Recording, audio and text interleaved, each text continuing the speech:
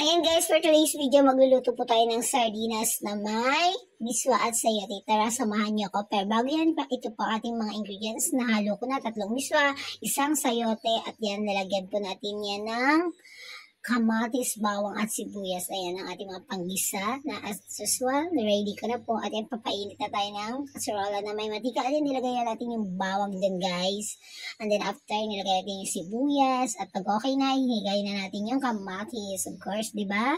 Halo-halo. And then, kapag okay na sila, halagay na natin ang sardinas yan guys. 2 sardinas po. 2 latang sardinas po ating nilagay dyan para marami at tayong makain na sardinas. At of course, naglagay tayo ng 4 na basong tubig.